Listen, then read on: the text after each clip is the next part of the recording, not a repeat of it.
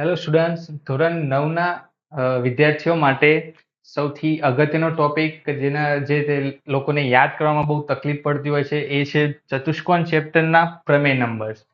કયા પ્રમેયનો કયો નંબર છે એમાં વિદ્યાર્થીઓ કન્ફ્યુઝ થતા હોય. તો આજે આપણે એક શોર્ટ વિડીયોમાં સમજાવીશું કે દરેક પ્રમેયને યાદ કઈ રીતે કરવા.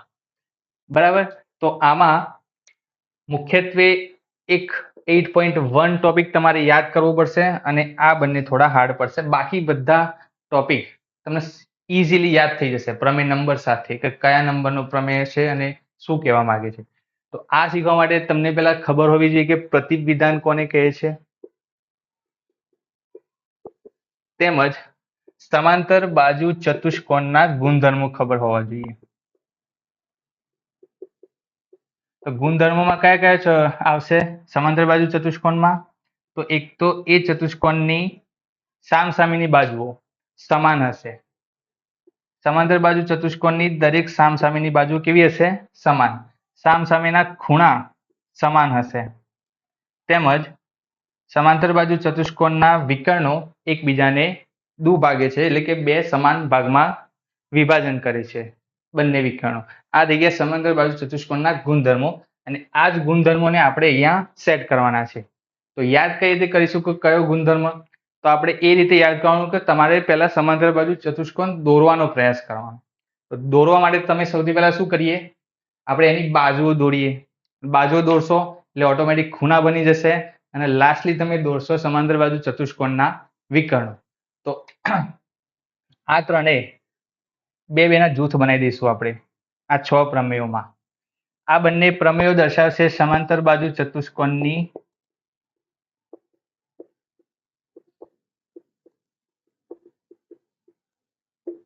બાજુનો ગુણધર્મ.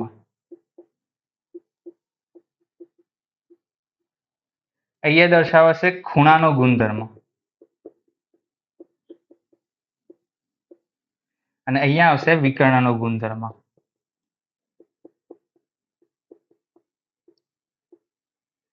પહેલો પ્રમેય આપણે યાદ રાખી લઈશું કે સમાંતર બાજુ ચતુષ્કોણનો વિકર્ણ એ તેને બે સમાન ત્રિકોણોમાં વિભાજન કરશે.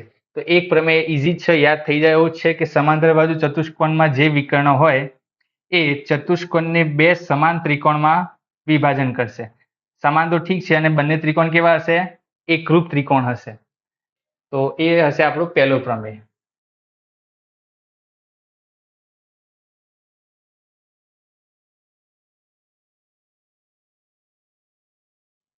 બરાબર, હવે આ બંને પ્રમેયો એ દર્શાવશે સમાંતર બાજુ ચતુષ્કોણની બાજુનો ગુણધર્મ.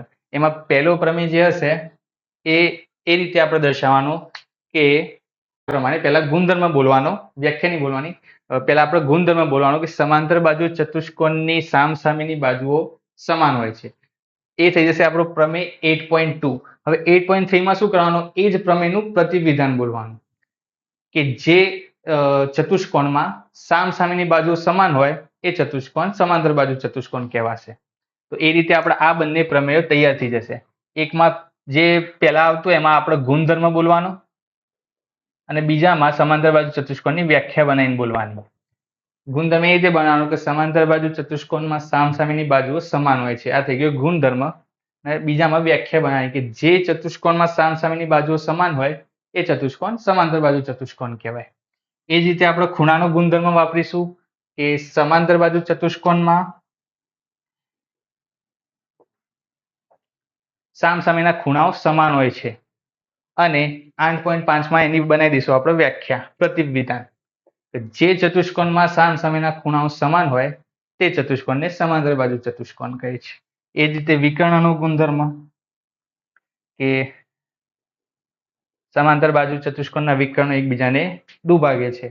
જે ચતુષ્કોણના વિકર્ણો એકબીજાને દુભાગે તે ચતુષ્કોણ સમાંતર બાજુ ચતુષ્કોણ કહેવાય. તો આ રીતે આ 6 પ્રમેય આપણને યાદ ઇઝીલી થઈ જશે. બાકીના વધ્યા છેલ્લા બે પ્રમેયો, એના માટે આપણી ચેનલ સાથે જોડાયેલા રહો અને એ બંને પ્રમેયને આપણે થોડા ડીપમાં સમજાવીશું.